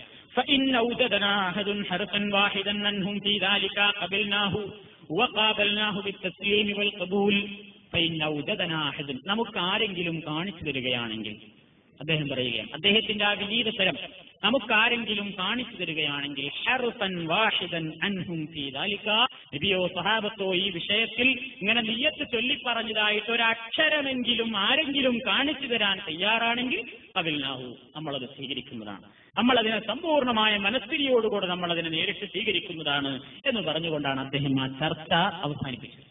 അപ്പൊ നിയ്യത്ത് ചൊല്ലിപ്പറയുന്ന ഒരു സമ്പ്രദായം പ്രവാചകൻ സല്ലല്ലാഹു അലൈഹി വസല്ലമിന്റെ കാലത്തില്ല. നമ്മള് വിശ്വാസമുള്ള ആളുകൾ കയറി നിന്നിട്ട് തൊട്ടടുത്ത് നിൽക്കുന്ന നിസ്കരിക്കുന്നവന്റെ നിസ്കാരം പോലും വിശ്വാസാകുന്ന രൂപത്തിൽ ആദ്യം മുസല്ലീൻ അറബി പറയും, എന്നിട്ട് പിന്നെ മലയാളത്തിലും പറയും. കാരണം നമുക്ക് മനസ്സിങ്ങോട്ട് ശരിയാവുന്നില്ല. ഉസല്ലി ഉസല്ലി ഉസല്ലി എന്ന് ഒരുപാട് വട്ടം പറയും. എന്നിട്ട് അല്ലാഹു അക്ബർ എന്ന് പറയുമ്പോൾ അവന് പിന്നെയും വിശ്വാസം തീരുന്നില്ല, കെട്ടഴിച്ച് പിന്നെയും അല്ലാഹു അക്ബർ, പിന്നെയും ഉസല്ലിയില്ലായി തല ഉസല്ലി, ഞാൻ നിസ്കരിക്കുന്നു ഞാൻ നിസ്കരിക്കുന്നു നിസ്കരിക്കുന്നു നിസ്കരിക്കുന്നു, അവസാനം ബാക്കിൽ നിന്ന് ആരെങ്കിലും പറയണേ ഇനി ഇങ്ങനെ നിസ്കരിക്കണ്ട എന്ന് പറയേണ്ടുന്ന ഒരു അവസ്ഥയിലേക്ക് ഒരു പക്ഷേ എത്താറുണ്ട്. ഇങ്ങനെ മലയാളത്തിലും പിന്നെ അറബിയിലും എന്നിട്ടും തീരാഞ്ഞിട്ട് ഒരുപാട് നിസ്കാരം. ബാക്കിൽ നിന്ന് ഒരാൾ നോക്കുകയാണെങ്കിൽ വിചാരിക്കും ഇയാൾ മുമ്പിൽ എന്താ വല്ല മയ്യത്തുണ്ടോ, മയ്യത്ത് ക്രിക്കറ്റാണോ, അല്ലെങ്കിൽ പെരുന്നാൾക്കാരൊക്കെയാണോ, ഇത് കെട്ടുന്നു വായിക്കണമൊക്കെ ഉണ്ട്. ഈ രൂപത്തിൽ ഇങ്ങനെ ആൾക്കാരിങ്ങനെ വസുവാസം ഉണ്ടാക്കി തീർക്കേണ്ടുന്ന ഒരു പ്രശ്നവും ഒരു ഗൗരവമൊന്നും ഈ സ്വരത്തിലില്ല. ഗൗരവം എന്ന് പറഞ്ഞാൽ നീയത്ത് ഗൗരവമുള്ളതല്ല ആരും തെറ്റിദ്ധരിക്കരുത്, നീയത്ത് ഗൗരവം തന്നെയാണ്. പക്ഷെ നീയത്ത് എന്ന് പറയുമ്പോഴത്തെ നമുക്ക് ഓർമ്മ വരുന്ന ഈ ചൊല്ലിപ്പറയലും പിന്നെ റമദാൻ മാസത്തിൽ ആ തറാവീഹ്കാരം കഴിഞ്ഞിട്ട് മുസ്ലിയാരിങ്ങോട്ട് വലത്തോട്ടും ഇങ്ങോട്ട് തിരിഞ്ഞിരുന്നിട്ട് പറയുന്നുണ്ടല്ലോ, എന്ത് ഇതാ അതാ ആയിട്ട് ഫറലായിട്ട് നാളത്തെ നോമ്പിനെ ഇക്കൊല്ലത്തെ നാളത്തെ എന്നിട്ട് അങ്ങനെ പറയുന്നുണ്ടല്ലോ. ഇതാണ് നമ്മുടെ മനസ്സിൽ ഇങ്ങനെ ഓർമ്മ വരിക. അപ്പൊ ഇതിങ്ങനെ ഈ ചൊല്ലിപ്പറയുന്ന സമ്പ്രദായം ഉണ്ടല്ലോ, ഇതില്ല, നമ്മൾ മനസ്സിലാക്കണം. ഇതൊക്കെ ആയാലും ഇങ്ങനെയൊക്കെ ആണെങ്കിൽ കൂടി നിസ്കരിക്കാൻ നോക്കുമ്പോൾ പിന്നെയും പറയും ചെയ്യും നമ്മൾ. ഇതെന്താ അറിയാം, പല ആൾക്കാരും പിന്നെയും അങ്ങനെ ഇങ്ങനെ കേൾക്കുകയുള്ളൂ. എന്താ ഉസ്സലിയില്ല ഇത്തലാന്ന് പറയാണ്. എന്നിട്ട് ഞാൻ കിബിലക്ക് മുന്നിട്ടിട്ട് ഞാൻ 4 റക്അത്ത് ഇമാമോട് കൂടെ അങ്ങോട്ട് തിരിഞ്ഞ് ഇങ്ങോട്ട് തിരിഞ്ഞ്, എന്നിട്ട് പിന്നെ അത് പറഞ്ഞിട്ട് വിഷമം തീരാത്തത് കൊണ്ടാണ് മലയാളത്തിൽ പിന്നെയും അവന്റെ മനുഷ്യന് ഇഷ്കാല് പറയുന്നത്, ഇഷ്കാല് ഈസല് തീരില്ല എന്നാ പറയാ. അതുകൊണ്ട് ഒന്നും കൂടി തന്റേതായ ഭാഷയിലൊന്ന് ഉറപ്പുവരുത്തും, അതൊന്നും ആവശ്യമില്ല. നിസ്കരിക്കാൻ വേണ്ടി നിൽക്കുമ്പോൾ അള്ളാഹ്ക്ക് വേണ്ടി ഇന്ന കാര്യം നിർവഹിക്കുന്നു, അതിന്റെ ഹൃദയത്തിലാണ് അതിന്റെ സ്ഥാനം. ആ സ്ഥാനം മനസ്സിൽ കരുതിയിട്ട് കൃത്യം നിർവഹിക്കുകയാണ് നമ്മൾ ചെയ്യേണ്ടത്. അതാണ് നെയ്യത്തിനെ പറ്റി നമുക്ക് മനസ്സിലാക്കാനുള്ളത്. പ്രവാചക ചര്യയിൽ നിന്ന് നമുക്കതാണ് മനസ്സിലാക്കുവാൻ സാധിക്കുന്നത്. പിന്നെ ആരും തന്നെ മദ്ഹബിന്റെ ഇമാമിയങ്ങളിൽപ്പെട്ട ആരും തന്നെ നെയ്യത്തിങ്ങനെ ഉറക്കപ്പറയിൽ നിർബന്ധം ആരും പറഞ്ഞിട്ടില്ല. നിർബന്ധമാണെന്ന് ഒരൊറ്റ മദ്ഹബിന്റെ ഇമാമിയങ്ങളും അങ്ങനെ ആരും പറഞ്ഞിട്ടില്ല. അതുകൊണ്ട് നിയ്യത്തിന്റെ സ്ഥാനം ഹൃദയമാണ്. ആ ഹൃദയത്തിലാണ് ഇതിന്റെ സ്ഥാനം. ഹൃദയത്തിൽ ഓർമ്മയില്ലാതെ കുറെ ചൊല്ലിയിട്ട് കാര്യമൊന്നുമല്ല, അള്ളാഹ്ക്ക് വേണ്ടി നിസ്കരിക്കുന്നു എന്നുള്ള ചിന്താഗതി നമ്മുടെ മനസ്സിൽ ഉണ്ടാക്കി തീർക്കും. അതിന്റെ ശേഷം നിയ്യത്ത് കഴിഞ്ഞാൽ തന്നെ നമ്മുടെ തക്ബീറത്തുൽ ഇഹ്റാമാണ്. നബി സല്ലല്ലാഹു അലൈഹി വസല്ലം പറഞ്ഞു, മിഫ്താഹു സ്വലാത്തി അസ്സഹൂർ വതഹരീമുഹാ അത്തക്ബീർ വതഹ്ലീലുഹാ അത്തസ്ലീം. നിസ്കാരത്തിന്റെ താക്കോല് അസ്സഹൂർ, ശുദ്ധീകരണമാണ്. നിസ്കരിക്കണം എന്നുണ്ടെങ്കിൽ ആ കൂട്ട് തുറക്കൽ എന്തുകൊണ്ടാണ്? ഉളു വേണം. ഉളില്ലാത്തവന് നിസ്കരിക്കാൻ പറ്റില്ല. ഏതുപോലെ ചാവില്ലെങ്കിൽ തുറക്കാൻ പറ്റൂല. അതായത് തുറക്കാനുള്ള യന്ത്രം ഏതാണ്? ഉപകരണം ഏതാണ്? ഉളുവാണ്. തഹരീമുഹാ അത്തക്ബീറു, തക്ബീറത്തുൽ ഇഹ്റാം മുഖേനയാണ് നിസ്കാരത്തെ ഹറാം. തഹ്ലീലുഹാ, ആ ഹറാമായ കാര്യങ്ങളെല്ലാം ഹലാലായി തീരൽ പിന്നെ എപ്പോഴാണ്? അത്തസ്ലീം, സലാം വീട്ടുമ്പോഴാണ്. സലാം വീട്ടിക്കഴിഞ്ഞാൽ തക്ബീർ ചൊല്ലിന്റെ ശേഷം ഹറാമായിരുന്ന കാര്യങ്ങളൊക്കെ പിന്നെ ഹലാലായി. അതാണ് നബി സല്ലല്ലാഹു അലൈഹി വസല്ലം പറഞ്ഞത്. ഈ സമയത്ത് നമ്മൾ എന്ത് ചെയ്യണം? കൈ ഉയർത്തണം എന്നുള്ളത് പ്രവാചകന്റെ ചര്യയാണ്. 4 സന്ദർഭങ്ങളിൽ മഹാനായ നബി തിരുമേനി സല്ലല്ലാഹു അലൈഹി വസല്ലം നിസ്കരിക്കുമ്പോൾ കൈ ഉയർത്തിയിട്ടുണ്ട്. ആ 4 സന്ദർഭങ്ങളും വ്യക്തമായി സഹീഹായ ഹദീസുകളിൽ വന്നിട്ടുണ്ട്. 22ഓളം സഹാബികളിൽ നിന്ന് 22ഓളം സഹാബികൾ കണിശമായി ഈ വിഷയത്തിൽ പ്രവാചകന്റെ ഹദീസുകൾ ഈ വിഷയത്തിൽ റിപ്പോർട്ട് ചെയ്തിട്ടുണ്ട്. പ്രവാചകൻ കൈ ഉയർത്തിയിട്ടുള്ള സന്ദർഭങ്ങളെ പറ്റി പറയുന്നിടത്ത് പണ്ഡിതന്മാരായ 22ഓളം സഹാബത്തിന്റെ പേര് ഇങ്ങനെ ഓരോന്നോരോന്നായിട്ട് എടുത്തു പറഞ്ഞിട്ടുണ്ട്. പ്രഗത്ഭരായ സഹാബാ കിറാം റളിയല്ലാഹു അൻഹും. ഈ മഹത്തായ ഈ സന്ദർഭങ്ങൾ ഏതൊക്കെയാണ്? അബ്ദുല്ലാഹി ഇബ്നു ഉമർ റളിയല്ലാഹു തആല അൻഹു പറയുന്നു, كان النبي صلى الله عليه وسلم إذا قام إلى الصلاة رفع يديه حتى يكون حذو منكبيه ثم يكبر فإذا أراد أن يركع رفعهما مثل ذلك وإذا رفع رأسه من الركوع رفعهما كذلك وقال سمع الله لمن حمده ربنا ولك الحمد. അള്ളാഹുവിന്റെ പ്രവാചകൻ സല്ലല്ലാഹു അലൈഹി വസല്ലം ഇദാ ഖാമ ഇല സ്വലാത്തി, നിസ്കരിക്കാൻ വേണ്ടി നിന്നാൽ റഫഅ യദൈഹി, തന്റെ ഇരുകരങ്ങളും ഉയർത്താറുണ്ടായിരുന്നു. ഹത്താ യകൂന ഹദുവ മൻകിബൈഹി, 2 ചുമലിന്റെ അത്ര ഉയരുന്നത് വരെ. ഇപ്പൊ ചുമലിന്റെ അത്ര ഉയർത്തൽ മതി. പിന്നെ ഒരു ഉപ്പമാക്കാന നബി സല്ലല്ലാഹു അലൈഹി വസല്ലം ചില സന്ദർഭങ്ങളിൽ കൈ ഉയർത്തുമ്പോൾ ഏതുവരെ എത്തിയിരുന്നു? ഹത്താ യുഹാദി ബിഹിമാ ഉദുനൈഹി, 2 കൈയും ഈ ചെവിന്റെ ഈ പിടിക്കേണ്ടത്തോളം ചിലപ്പം ഉണ്ട്. അപ്പൊ ഇത്ര ആയാലും മതി. 2 ചുമല് എന്ന് പറയുന്നതാണല്ലോ മൻകിബ് എന്നതാണ്. ഇതുവരെ ഉയർത്തിയാലും മതി. ചില സന്ദർഭങ്ങളിൽ നബി കുറച്ചും കൂടെ ഇത്രയാക്കി ചെവിന്റെ പിടുക്കത്തോളം ഉയർത്താറുണ്ടായിരുന്നു. അത് അങ്ങനെ അത്രയാണ് ഉയർത്തേണ്ടത്. അങ്ങനെ ഉയർത്തിയ അല്ലാഹു അക്ബർ നബി പറയും. അപ്പൊ അതാണ് ഒന്നാമതായിട്ട് കൈ ഉയർത്തേണ്ട സന്ദർഭം. നിസ്കരിക്കാൻ വേണ്ടി തുടങ്ങുമ്പോഴുള്ള ഒന്നാമത്തെ തക്ബീറത്തുൽ ഇഹ്റാമിൽ കൈ ഉയർത്തണം. മറ്റൊന്ന് ഫൈദാ അറാദാൻ യർകാ റഫഅഹുമാ മിസ്ല ദാലിക, റുകൂഇലേക്ക് പോകാൻ ഉദ്ദേശിക്കുമ്പോൾ ഉണ്ടോ, ഫാത്തിഹയും സൂറത്തും കഴിഞ്ഞിട്ട് നമ്മൾ റുകൂഇലേക്ക് പോകുമ്പോൾ അല്ലാഹു അക്ബർ എന്ന് പറഞ്ഞിട്ട് വേണം ഉയർത്താൻ. ഇത് നമ്മൾ പലപ്പോഴും ചെയ്യാറില്ല, അല്ലേ? ബഹുഭൂരിപക്ഷം ആൾക്കാർ ഈ സുന്നത്ത് കൈയൊഴിക്കാറാണ് പതിവ്. എന്തുകൊണ്ടാണ്? അറിവില്ലാത്തതുകൊണ്ടാണ്. അപ്പൊ അതുകൊണ്ട് നമ്മൾ ഈ കാര്യം ശ്രദ്ധിക്കണം. 4 സന്ദർഭങ്ങളും നമ്മൾ മറക്കരുത്. ഒന്നാമതായിട്ട് തക്ബീറത്തുൽ ഇഹ്റാമിന്റെ സന്ദർഭത്തിൽ, രണ്ടാമതായിട്ട് റുകൂഇലേക്ക് പോകുമ്പോ. പിന്നെ എപ്പോഴാണ് നബി ഉയർത്തിയത്? وإذا رفع رأسه من الركوع رفعهما كذلك وقال سمع الله لمن حمده ربنا ولك الحمد. റുകൂഇൽ നിന്ന് ഉയരുന്ന സന്ദർഭത്തിലും നബി ഇതുപോലെ ഉയർത്തും. അത് സമി അല്ലാഹു ലിമൻ ഹമിദ എന്ന് പറയുകയും ചെയ്യും. ഇതാണ് 3 സ്ഥലങ്ങൾ തൊട്ടടുത്ത് വരുന്നതാണ്. തക്ബീറത്തുൽ ഇഹ്റാമും റുകൂഇലേക്ക് പോകുമ്പോഴും റുകൂഇൽ നിന്ന് വരുമ്പോഴും. ഇനി ഒരു സന്ദർഭമുണ്ട്. അതെന്താ? നബി സല്ലല്ലാഹു അലൈഹി വസല്ലം അങ്ങനെ ചെയ്യുന്നതായിട്ട് കണ്ടുകൊണ്ട് റസൂൽ അങ്ങനെ ചെയ്യാറുണ്ടായിരുന്നുള്ളതിന്റെ അടിസ്ഥാനത്തിൽ ഇതേ സ്വഹാബി തന്നെ വിശദീകരിക്കുകയാണ്. അദ്ദേഹത്തിന്റെ പതിവെന്തായിരുന്നു? അബ്ദുല്ലാഹി ഇബ്നു ഉമർ റളിയല്ലാഹു തആല അൻഹുവിന്റെ പതിവെന്തായിരുന്നു? അന്നഹു കാന ഇദാ ഖാമ മിന റകഅതൈൻ റഫഅ യദൈഹി. 2 റക്അത്തിൽ അവസാനിച്ചതിന്റെ ശേഷം നമ്മളൊരു ആദ്യത്തെ അത്തഹിയാത്തിൽ ഇരിക്കുമല്ലോ. 3 റക്അത്തുള്ള നിസ്കാരാണെങ്കിലും 4 റക്അത്തുള്ള നിസ്കാരാണെങ്കിലും സുബഹിക്കൊഴികെ എല്ലാ നിസ്കാരത്തിലും 2 അത്തഹിയാത്തുണ്ട്. അപ്പൊ ആദ്യത്തെ അത്തഹിയാത്തിൽ ഇരുന്നിട്ട് 3ാമത്തെ റക്അത്തിലേക്ക് ഉയരുമ്പോ ആ വൃത്തത്തിൽ അല്ലാഹു അക്ബർ എന്ന് പറഞ്ഞിട്ട് വേണം കൈ കെട്ടാൻ. ഇങ്ങനെ 4 സന്ദർഭങ്ങൾ നബി സല്ലല്ലാഹു അലൈഹി വസല്ലം ഇങ്ങനെ നിർവഹിക്കാറുണ്ട്. എന്ന് നോക്കൂ നിങ്ങൾ. ഇതിലേറ്റവും സങ്കടകരമായ ഒരു വശമുണ്ട്. ഈ 4 സന്ദർഭങ്ങളിൽ 3 സന്ദർഭങ്ങളെയും ഹനഫി മദ്ഹബിന്റെ അനുയായികൾ നിഷ്കരുണം ഉപേക്ഷിച്ചിരിക്കുകയാണ്. മദ്ഹബ് മനുഷ്യന്റെ തലക്ക് ബാധിച്ചു കഴിഞ്ഞാൽ സംഭവിക്കാവുന്ന ഒരു അസുഖമാണ്. മഹാനായ നബി കരീം സല്ലല്ലാഹു അലൈഹി വസല്ലം 22 സഹാബികൾ നമുക്ക് പഠിപ്പിച്ചിരുന്നു. നബി അങ്ങനെ ചെയ്യാറുണ്ടായിരുന്നു, അങ്ങനെ ചെയ്യണം. എന്നാൽ നിങ്ങൾ പള്ളികളിൽ ശ്രദ്ധിച്ചു നോക്കൂ, ഒരു വിഭാഗം ആളുകൾ നിസ്കരിക്കാൻ വേണ്ടി ആ തക്ബീറത്തുൽ ഇഹ്റാം കിട്ടുമ്പോൾ അല്ലാഹു അക്ബർ പറയുന്നത് ഒഴിച്ചാൽ പിന്നെ അവരുടെ കൈ പിന്നെ പൊങ്ങുകയല്ല, പോകുമ്പോഴുമില്ല, സമീഅല്ലാഹു ലിമൻ പറയുമ്പോഴുമില്ല. ആദ്യത്തെ 2 റക്അത്ത് കഴിഞ്ഞിട്ട് തഹിയ്യാത്ത് നിർവഹിച്ച് 3ാമത്തെ റക്അത്തിലേക്ക് വരുമ്പോഴും അങ്ങനെ ചെയ്യുന്നില്ല. ആരായി ചെയ്യുന്നത് ചോദിച്ചാൽ പറയും ഞങ്ങൾ ഹനഫികളാണ്. ഇമാം അബൂ ഹനീഫത്തുൽ കൂഫി റഹ്മത്തുള്ളാഹി അലൈഹിയിലേക്ക് ചേർത്തുകൊണ്ട് പറയുന്ന ഒരു മദ്ഹബിന്റെ പേരാണ് ഹനഫി മദ്ഹബ്. അദ്ദേഹം അതിന് ഉത്തരവാദിയാണോ? ഒരിക്കലുമല്ല. നമ്മളാരും അങ്ങനെ തെറ്റിദ്ധരിക്കരുത്. ഹനഫി ഇമാം ഒരിക്കലും ഇങ്ങനെ ചെയ്യരുതെന്ന് പറഞ്ഞിട്ടില്ല. അദ്ദേഹം അങ്ങനെ ആ രൂപത്തിൽ നിർവഹിച്ചിട്ട് അദ്ദേഹത്തിന് അന്ന് ഹദീസ് കിട്ടിയിട്ടില്ല. നബി ഇങ്ങനെ 4 സന്ദർഭങ്ങളിൽ ഉയർത്താറുണ്ടായിരുന്നു എന്ന് മഹാനവറുകൾക്ക് കിട്ടാത്തത് കൊണ്ടാണ് അദ്ദേഹം അതിനെ സംബന്ധിച്ച് പറയാതിരുന്നത്. അവരൊക്കെ വലിയ വിനീതരായിരുന്നു. അവർ തന്റെ സമൂഹത്തോട് എന്താണ് പറഞ്ഞത്? ഇദാ സഹൽ ഹദീസു ഫഹുവ മദ്ഹബി. ഹദീസ് സഹിഹായി വന്നാൽ പിന്നെ എന്റെ മദ്ഹബ് ഹദീസാണ്, എന്റെ അഭിപ്രായത്തിന് പിന്നെ വിലയില്ല എന്നാ അവരൊക്കെ പറഞ്ഞത്. എല്ലാ ഇമാമിയങ്ങളും അങ്ങനെ പറഞ്ഞിട്ടുണ്ട്. പ്രത്യേകിച്ച് അദ്ദേഹം പറഞ്ഞു, ഇദാ ഖുൽതു ഖൗലൻ യുഖാലിഫു കിതാബല്ലാഹി സുബ്ഹാനഹു വ തആല വ ഖബറ റസൂൽ സല്ലല്ലാഹു അലൈഹി വസല്ലം ഫതുർകൂ ഖൗലി. എത്ര വിനീതമായ സ്വരമാണത്! എന്ത് വലിയ വിനയത്തിന്റെ ഉടമയില്ലെന്ന് വരുന്ന വാക്കാണത്. എന്താ അദ്ദേഹം പറഞ്ഞത്? ജനങ്ങളെ, ഇദാ ഖുൽതു ഖൗലൻ, ഞാൻ വല്ല അഭിപ്രായവും പറഞ്ഞാൽ, എങ്ങനത്തെ അഭിപ്രായം?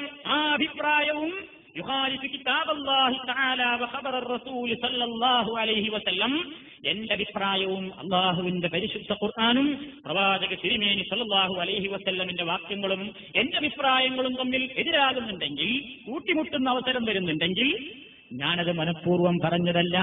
അതുകൊണ്ട് ഫതുർകൂ ഖൗലി, എന്റെ അഭിപ്രായം നിങ്ങൾ വലിച്ചെറിയണം, എന്റെ അഭിപ്രായത്തിന് പിന്നെ വിലയില്ല കേട്ടോ. അദ്ദേഹം പറഞ്ഞതാ. ഞാനൊരു കാര്യം പറഞ്ഞു, പിൽക്കാലത്ത് നിങ്ങൾക്ക് ഖുർആനിന്റെയും ഹദീസിന്റെയും അടിസ്ഥാനത്തിൽ മറ്റൊന്നാണ് മനസ്സിലായതെങ്കിൽ ആ അഭിപ്രായത്തിലേക്ക് ഞാൻ മടങ്ങിയിരിക്കുന്നു, എന്റെ അഭിപ്രായങ്ങൾ വലിച്ചെറിയണം എന്ന് വിനീതമായ സ്വരത്തിൽ പറഞ്ഞുപോയ മഹാനവറുകളുടെ പേരിലേക്ക് ചേർത്തിപ്പറയുന്ന മദ്ഹബിന്റെ അനുയായികൾ നബി സല്ലല്ലാഹു അലൈഹി വസല്ലമിന്റെ 22ഓളം സഹാബാ കിറാമിൽ നിന്ന് വിശദമായ റിപ്പോർട്ട് വന്നിട്ടുള്ള ഈ സംഗതി ഹനഫികളാണ് ഞങ്ങൾ എന്നുള്ള ഒരൊറ്റ പേരിട്ടുകൊണ്ട് ഈ ഏർപ്പാട് അവർ ചെയ്യാറില്ല. ഇത് മനുഷ്യന്റെ വിശ്വാസത്തെ വരെ ബാധിക്കുന്ന ഒരു പ്രശ്നമാണ്. നമ്മൾ ഗൗരവത്തോടുകൂടെ കാണണം. എന്താ കാരണം? അല്ലാഹുവിന്റെ റസൂൽ ഒരു കാര്യം പറഞ്ഞു വ്യക്തമായിട്ട് സ്ഥിരപ്പെട്ട് കഴിഞ്ഞാൽ പിന്നെ എന്റെ ഇമാം അത് പറഞ്ഞില്ല എന്നൊരൊറ്റ കാരണത്താൽ അതിൽ നിന്നും മാറി നിൽക്കുമ്പോ അതിന്റെ ഗൗരവം കുറച്ച് കൂടുന്നു. അഷ്ഹദു അന്ന മുഹമ്മദർ റസൂലുള്ളാഹ് നമ്മൾ പറയുന്നുണ്ട്. അള്ളാഹുവിന്റെ പ്രവാചകനെ ഇതാ റസൂലായിട്ട് ഞാൻ സാക്ഷ്യം വഹിക്കുന്നു എന്ന് പറയുന്നതിനോട് അത് ചില സമയത്ത് ഏറ്റുമുട്ടും. അത്ര ഗൗരവമൊന്നും ചിലപ്പോൾ ആളുകൾ ഓർത്തിട്ടുണ്ടായിരിക്കില്ല. പലപ്പോഴും അങ്ങനെ വരാൻ സാധ്യതയില്ലേ? ഒരു കാര്യം വ്യക്തമായാൽ പിന്നെ നബി ഒരു കാര്യം ഇങ്ങനെ ചെയ്തു ഉറപ്പായി കഴിഞ്ഞാൽ പിന്നെ അവിടെ ആര് പറഞ്ഞാലും അവരുടെ വാക്കിന് വിലയില്ല. അപ്പൊ ഹനഫികൾ എന്ന് പറയുന്ന ഈ ഭാഗം ആളുകൾ ഇങ്ങനെ ചെയ്യാറുണ്ട്. എന്ത്? ഈ വിഷയത്തിൽ അവർ 1ാമത്തെ തക്ബീറത്തുൽ ഇഹ്റാമിന്റെ സമയത്ത് മാത്രം കൈകെട്ടും, ബാക്കിയുള്ള 3 അവസരങ്ങളിലും അവർ നിർവഹിക്കാറില്ല. അത് കണ്ട് ആരും വഞ്ചിതരാവേണ്ടതില്ല. കാരണം ബഹുഭൂരിപക്ഷം പലപ്പോഴും പല നാടുകളിൽ നിന്നും വരുന്ന ആളുകൾ, പള്ളികളിൽ കൂടുന്ന ബഹുഭൂരിപക്ഷം ആളുകളും അങ്ങനെ കൈ ഉയർത്തുന്നത് നമ്മൾ കണ്ടുകൊള്ളണമെന്നില്ല. എന്നാൽ ബഹുഭൂരിപക്ഷത്തിന്റെ ആ പ്രവർത്തനം ശരിയാണ് വിചാരിക്കരുത്. പ്രവാചകന്റെ ഹദീസിൽ ഈ 4 സ്ഥലത്തും വന്നിട്ടുണ്ട്. നമ്മൾ ആ 4 സ്ഥലത്തും ഈ സുന്നത്ത് നടപ്പിലാക്കിക്കൊണ്ട് പ്രവാചകൻ തിരുമേനി നിസ്കരിച്ചതുപോലെ നിസ്കരിക്കുവാനുള്ള ശ്രദ്ധ നമ്മുടെ നമസ്കാരത്തിനുണ്ടായിരിക്കണം എന്നീ അവസരത്തിൽ സാന്ദർഭികമായി ഓർമ്മപ്പെടുത്തുകയാണ്. അങ്ങനെ നബി ഈ കൈ ഉയർത്തിയിരുന്ന സന്ദർഭമാണ് നമ്മൾ പറഞ്ഞത്. അല്ലാഹു അക്ബർ എന്ന് പറയും. അത് ചിലപ്പോൾ ഇമാമിന് നബി സല്ലല്ലാഹു അലൈഹി വസല്ലം തന്നെ രോഗിയായ സമയത്ത് നബി പതുക്കെ പറഞ്ഞിരുന്നത്, ശബ്ദം അധികടാൻ വയ്യ. അപ്പൊ എന്താ ചെയ്തിരുന്നത്? വകാന ഇദാ മരിദ റഫഅ അബൂബക്കർ സൗതഹു യുബല്ലിഗു الناس തക്ബീറഹു സല്ലല്ലാഹു അലൈഹി വസല്ലം. റസൂലുള്ള രോഗിയായ സന്ദർഭത്തിൽ നബി സല്ലല്ലാഹു അലൈഹി വസല്ലം പതുക്കെ തക്ബീർ ചൊല്ലുമ്പോ സിദ്ദീഖുൽ അക്ബർ റളിയല്ലാഹു തആല അൻഹു ആണ് ആ തക്ബീർ ജനങ്ങൾക്ക് എത്തിച്ചു കൊടുത്തിരുന്നത്. അതിന്റെ അടിസ്ഥാനത്തിലാണ് വലിയ സദസ്സുകളിലൊക്കെ ഇമാമിന്റെ ശബ്ദം ബാക്കിൽ നിൽക്കുന്ന ആൾക്കാർക്ക് കേൾക്കാൻ സാധ്യമല്ലാത്തൊരു സന്ദർഭം വരികയാണെങ്കിൽ ഇടയ്ക്ക് ഇത് എത്തിച്ചു കൊടുക്കാൻ ഒരാളെ നിർത്തുന്നത്. പലപ്പോഴും നമ്മൾ കേൾക്കാറില്ലേ, ഇമാം അല്ലാഹു അക്ബർ എന്ന് പറഞ്ഞാൽ അല്ലാഹു അക്ബർ എന്ന് വേറൊരാൾ പറയും. എന്താ? ബാക്കിലേക്ക് കൂടി കേൾക്കാൻ വേണ്ടിയാണ്. സത്യത്തിൽ ഇന്ന് ഈ ഉച്ചഭാഷണിയും സ്പീക്കറൊക്കെ ഉള്ള ഈ കാലത്ത് അതിന്റെ ആവശ്യം ഉണ്ടോ ഇല്ലേ എന്നുള്ളത് ചിന്തിക്കേണ്ട വേറെ വിഷയമാണ്. ഏതായിരുന്നാലും അത് എത്തുന്നില്ലെങ്കിൽ മറ്റുള്ളവർക്ക് അത് കേൾക്കാൻ കഴിയുന്നില്ലെങ്കിൽ അത് കേൾപ്പിക്കാൻ ഇടയിൽ ഒരാൾ ആവശ്യമാണ്. സിദ്ദീഖ് റളിയല്ലാഹു തആല അൻഹു റസൂലുള്ളാഹിയുടെ തക്ബീർ ജനങ്ങൾക്ക് കേൾപ്പിക്കാൻ വേണ്ടി അങ്ങനെ ചെയ്തിരുന്നുവെന്ന് ഹദീസിൽ നമുക്ക് കാണുവാൻ സാധിക്കും. അങ്ങനെ പിന്നെ നബി സല്ലല്ലാഹു അലൈഹി വസല്ലം പറഞ്ഞു, ഇത് മുഅ്മിനീങ്ങളോട് പറഞ്ഞു, ഇദാ ഖാലൽ ഇമാമു അല്ലാഹു അക്ബർ ഫഖൂലു അല്ലാഹു അക്ബർ. നമ്മൾ അല്ലാഹു അക്ബർ പറയേണ്ടത് എപ്പോഴാ? ഇമാം ചെല്ലുന്നതിന്റെ കൂടെ തന്നെയാണ് പറഞ്ഞു ധൃതി കൂട്ടുന്നതാണ്.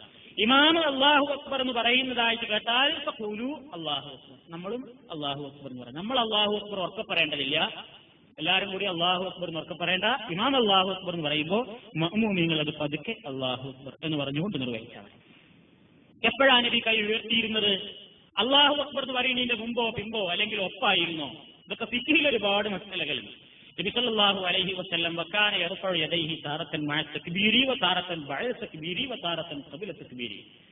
നബി ഇങ്ങനെ തക്ബീർ ചൊല്ലുമ്പോൾ ചിലപ്പോൾ അല്ലാഹു അക്ബർ എന്ന് പറയുന്നതിന്റെ മുമ്പ് തന്നെ ചിലപ്പോൾ കൈ ഉയർത്തിയിട്ടുണ്ടാവും, ചിലപ്പോൾ അല്ലാഹു അക്ബർ പറഞ്ഞിട്ടായിരിക്കും പിന്നെ കൈ ഉയർത്തുക, ചിലപ്പോൾ അങ്ങനെ കൈ വെച്ചിന്റെ ആയിട്ടായിരിക്കും പിന്നെ അല്ലാഹു അക്ബർ പറയുന്നത് അല്ലെങ്കിൽ കൈ ഉയർത്തുന്നത്. ഈ രൂപത്തിൽ പ്രവാചകൻ സല്ലല്ലാഹു അലൈഹി വസല്ലമിൽ നിന്ന് വ്യത്യസ്തങ്ങളായ രൂപങ്ങൾ വന്നിട്ടുള്ളത് കൊണ്ട് ഏതവസരത്തിലാണ് കൈ ഉയർത്തേണ്ടത് എന്നതിൽ കണിശമായ ഒരു വാശി പിടിക്കേണ്ടുന്ന ആവശ്യമില്ല എന്നാണ് നമുക്ക് മനസ്സിലാക്കുവാൻ സാധിക്കുന്നത്. കൈ ഉയർത്തുമ്പോൾ നബിയുടെ പതിവെന്തായിരുന്നു? വിരലിങ്ങനെ വിടർത്തിപ്പിടിക്കുകയും ചെയ്യില്ല, ഇങ്ങനെ കൂട്ടിപ്പിടിക്കുകയും ചെയ്യാതെ മൊത്തത്തിലുള്ള നൃത്തം ഇങ്ങനെ കാണിക്കേണ്ടതില്ല. ഇങ്ങനെ അല്ലാഹു അക്ബർ ഭക്തി കൂടിയിട്ട് ഒക്കെപ്പാടെ കോരാൻ വേണ്ടിയിട്ട് ചില ആൾക്കാർ ഇങ്ങനെ കേട്ടെ, അതും വേണ്ട, എല്ലാവരും അങ്ങനെ വിടർത്തും വേണ്ട, ഒക്കെപ്പാടെ നമുക്ക് ഇങ്ങനെ ആക്കും വേണ്ട. സാധാരണ സ്വരത്തിൽ സാധാരണ രൂപത്തിൽ അല്ലാഹു അക്ബർ എന്ന് ആ മിനിമം ഒരു ഇടത്തരം കൈ സാധാരണ രൂപത്തിൽ എങ്ങനെയാണ് പിടിക്കുന്നതെങ്കിൽ അങ്ങനെ പിടിച്ചാൽ മതി. കാരണം ലാ യുഫർരിജു ബൈനഹാ വലാ യദുമുഹ, എന്റെ വിരകൾക്കിടയിൽ ഇങ്ങനെ വിടർത്തി പിടിക്കാറുമില്ല, ഇങ്ങനെ കൂട്ടിപ്പിടിക്കാറുമില്ല നബി സല്ലല്ലാഹു അലൈഹി വസല്ലം എന്ന് നമുക്ക് മനസ്സിലാക്കുവാൻ സാധിക്കുന്നു. ഇനി ഇടത്തെ കൈയുമ്മ വലത്തെ കൈയാണ് വെക്കേണ്ടത്. കാരണം നബി സല്ലല്ലാഹു അലൈഹി വസല്ലം ഒരാളിങ്ങനെ നിസ്കരിക്കുമ്പോൾ വലത്തെ കൈമ ഇടത്തെ കൈ വെച്ചപ്പോൾ നബി അത് താഴ്ചയും കണ്ട് ഇടത്തെ കൈമ വലത്തെ കൈ വെച്ച് കൊടുത്തു എന്ന് ഹദീസിലുണ്ട്. പിന്നെ നബി പ്രത്യേകം പറയും ചെയ്തു, ഇന്നാ മഅ്ശറൽ അംബിയാ ഉമിർനാ ബിതഅജീലി ഫിത്രിനാ വതഅഖീരി സുഹൂരിനാ വവദ്ഇ അയ്മാനിനാ അലാ ശമാഇലിനാ ഫിസ്സലാത്തി. ഞങ്ങൾ അമ്പിയാക്കന്മാരുടെ സമൂഹം ഞങ്ങളോട് കൽപ്പിച്ചിരിക്കുന്നു, വടത്തിറമ്പുരാൻ നോമ്പ് മുറിക്കാൻ ധൃതി കൂട്ടണം എന്ന് പറഞ്ഞിട്ടുണ്ട്. സമയാകുന്നതിന് മുമ്പല്ല, സമയം ആയാ പിന്നെ വേഗം ധൃതി കൂട്ടണം. അത്താഴം കുറെ പിന്തിക്കണം. നിസ്കരിക്കാൻ വേണ്ടി നിൽക്കുമ്പോൾ നിസ്കാരത്തിൽ ഞങ്ങളുടെ വലത്തെ കരങ്ങൾ ഇടത്തെ കരങ്ങളിന്മേൽ വെൽക്കാനുമാണ് ഞങ്ങളോട് കൽപ്പിച്ചിട്ടുള്ളത്. അപ്പൊ ഇടത്തേരുമ്പോ വലത്തേതാണ് വെക്കേണ്ടത്. ഈ സുന്നത്തും ചില ആൾക്കാർ ഒഴിവാക്കി. കൈ തന്നെ കെട്ടണ്ടെന്നാണ്. ഇനി എവിടെ പള്ളമ്മലോ പൊക്കലിന്റെ ചോട്ടിലോ നെഞ്ചത്തോ ഒന്നും വേണ്ട, എവിടെയും വെക്കണ്ട, കൈ തന്നെ കെട്ടണ്ടായിട്ട് പിന്നെ പ്രശ്നമില്ലല്ലോ എന്ന രൂപത്തിലാക്കി ചില ആൾക്കാർ. അതും നമുക്ക് പള്ളിയിൽ ഇഷ്ടംപോലെ കാണാൻ സാധിക്കും. ചില മനുഷ്യന്മാർ പള്ളിയിലാണ് പോയി നാം നിർത്താൻ നോക്കും, പിന്നെ അവർ കൈയൊന്നും കെട്ടൂല വെക്കൂല ഒന്നുമില്ല, ആ അറ്റൻഷനായിട്ടൊരു നിർത്താണ്. മഹാനായ നബി സല്ലല്ലാഹു അലൈഹി വസല്ലം കൈ കെട്ടിയിട്ടുണ്ട്. കൈ കെട്ടി നിൽക്കുന്ന ആ സുന്നത്ത് നമ്മൾ ഒഴിവാക്കരുത്. എന്റെ മദ്ഹബിന്റെ ഇമാം മാലിക് തന്നെ അഭിപ്രായത്തിൽ നിന്ന് പിൻവാങ്ങിയിട്ടുണ്ട് എന്നാണ് പിൽക്കാലത്തിൽ കിതാബുകൾ നമുക്ക് കാണാൻ സാധിക്കുന്നത്. ഇമാം മാലിക്കിലേക്ക് ചേർത്തിക്കൊണ്ട് മാലിക്കി മദ്ഹബിന്റെ അനുയായികൾ എന്ന് പറയുന്ന ആൾക്കാരാണ് ഈ കൈകെട്ടാതെ തൂക്കിട്ടുകൊണ്ട് നിൽക്കുന്ന ആളുകൾ. പക്ഷേ അദ്ദേഹം തന്നെ ആ അഭിപ്രായത്തിൽ നിന്ന് പിൽക്കാലത്ത് മാറിയിട്ടുണ്ട് എന്ന് വരെ ചില ഇമാമിങ്ങളുടെ അഭിപ്രായം പറഞ്ഞിട്ടുണ്ട്. ഈ മാറിയാലും പ്രശ്നമല്ല, അല്ലാഹുവിന്റെ റസൂല് കൈ കെട്ടിയിരുന്നു എന്ന് ബുഖാരിയിലൊക്കെ ഉണ്ട്. അതുകൊണ്ട് ഇടത്തെ കൈമ വലത്തെ കൈ കെട്ടുക, ആ സമ്പ്രദായം കിട്ടും. പിന്നെ എവിടെ കെട്ടണം എന്നാണ് അത് വലിയൊരു തർക്കമാണ്. വേറെ ചില ആൾക്കാർ ഇതിന്റെ പേരിൽ ഇസ്ലാഹി പ്രസ്ഥാനത്തെ കളിയാക്കാറുണ്ട്. മുജാഹിദീങ്ങൾ പറഞ്ഞാരാണ് കൈ എവിടെ കെട്ടണം എന്നതിന്റെ പേരിൽ വാദപ്രതിവാദവും കുത്തും കൊലപാതകവും പള്ളികൂട്ടലവും മദ്രസ അടപ്പിക്കലും മഹല്ല് ഭിന്നിപ്പിക്കലുമായി നടക്കുന്ന ഒരു വിഭാഗം ആളുകൾ. അന്താരാഷ്ട്ര പ്രശ്നങ്ങളെ സംബന്ധിച്ചൊന്നും അവർക്കൊരു ചിന്തയില്ല. അവർക്ക് ആകെപ്പാട പ്രശ്നം കൈ എവിടെ കെട്ടണം എന്നുള്ളത് മാത്രമേ ഉള്ളൂ. തറാവീഹിന്റെ റക്അത്ത് എത്രയാണ്, കുനൂത്തൊക്കെ വേണോ വേണ്ടേ, ഇങ്ങനെയാണ് പറഞ്ഞിട്ടത്. ശരിയല്ലേ? നമ്മൾ എന്തേ പറയുന്നുള്ളൂ, ഇതിന്റെ പേരിൽ വാദപ്രതിവാദം വേണമെന്നോ തർക്കം വേണമെന്നൊന്നും നമുക്ക് അഭിപ്രായമില്ല. എന്റെ അഭിപ്രായമുള്ളൂ കൈ കെട്ടിക്കോളണം തന്നെയല്ലോ എന്ന് ചോദിക്കും. വേണ്ട, കൈ കെട്ടിക്കോളണമെന്നില്ല, നിങ്ങൾ തൂക്കിയിട്ടുന്നോളി. കൈ കെട്ടുകയാണെങ്കിൽ എവിടെ കെട്ടണമെന്ന് അത്രേ നമ്മൾ പറയുന്നുള്ളൂ. ഈ കൈ എവിടെങ്കിലും വെക്കുകയാണെങ്കിൽ നബി എവിടെങ്കിലും ഒന്ന് വെച്ചിട്ടുണ്ടാവുമല്ലോ. കൈ വെച്ചു എന്നുണ്ടെങ്കിൽ പിന്നെ എവിടെങ്കിലും ഒന്ന് വെച്ചിട്ടുണ്ടാവും. അത് എവിടെയെന്ന് ഹദീസിൽ നോക്കി വളരെ എളുപ്പമുണ്ട്. എവിടെയാണ് സല്ലല്ലാഹു അലൈഹി വസല്ലം വെച്ചത്?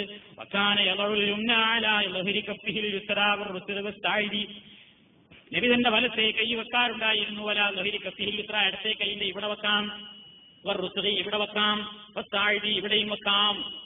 അപ്പൊ ഇവിടെയൊക്കെ വെച്ചിട്ടുണ്ട്. ഇങ്ങനെ നിൽക്കാം. പിന്നെ വലത്തേത് കൊണ്ട് ഇടത്തേതിനെ പിടിക്കാറുമുണ്ട്. അപ്പൊ ഇങ്ങനെ വെക്കലല്ലാതെ കബലാണ് അങ്ങനെ പിടിച്ചു എന്നാണ്. ഇങ്ങനെ പിടിച്ചിട്ട് അള്ളാഹു അക്ബർ പിടിച്ചു വെക്കുക. അത് തന്നെ ചില കിതാബുകളൊക്കെ കാണാം, ചെറിയ വിരലും തള്ള വിരലും കൊണ്ട് ഇങ്ങനെ പിടിക്കുകയും ഈ 3 വിരലും ഇങ്ങനെ നീട്ടി നിർത്തുകയൊക്കെ ചെയ്യണം. അതൊക്കെ പ്രയാസാവുന്ന ഹദീസിലൊന്നുമില്ല. അതൊക്കെ പിന്നെ ആരുണ്ടാക്കി ഇതിങ്ങനെ നീട്ടിയിട്ട് ഇങ്ങനെ വെക്കണം, അതിൽ ഇതിങ്ങനെ 3 എണ്ണം അങ്ങോട്ട് പോയിട്ട് 2 എണ്ണം അങ്ങോട്ട് നിൽക്കണമെന്നില്ല. ആ പിടുത്തം ഇങ്ങനെ പിടിച്ചിട്ട് ഇങ്ങനെ വെച്ചു. നബി അങ്ങനെ വെക്കാറുണ്ട്. ഇങ്ങനെ പിടിക്കണമെങ്കിൽ ഒന്നിച്ച് പിടിക്കുക, ഇല്ലെങ്കിൽ പച്ച എങ്ങനെ വെക്കുക. ഇനി എവിടെ വെച്ചു അതാണല്ലോ വലിയ തർക്കം. നെഞ്ചുമലാണ് നബി സല്ലല്ലാഹു അലൈഹി വസല്ലം വെച്ചത്. ചില ആൾക്കാർ വഹാബി മൂത്തിട്ട് ഇങ്ങോട്ടും കെട്ടലുണ്ട്, അത് വേണ്ടതേ. ഇത് വഹാബി മൂത്തറാ ചില ആൾക്കാർ പറയല്, ഇത് ഇങ്ങോട്ട് കെട്ടുക. എന്നിട്ട് മറ്റൊരു പറഞ്ഞ കളിയാക്കുക ഡേഞ്ചർ, മറ്റേ കാര്യമ കാണില്ലേ, ഇലക്ട്രിക് പോസ്റ്റ് മേലെ കാണുന്ന ഡേഞ്ചർ, ഖത്തർ എന്ന് കാണുന്നില്ല, അപകടം അങ്ങനെ വെക്കണ്ട.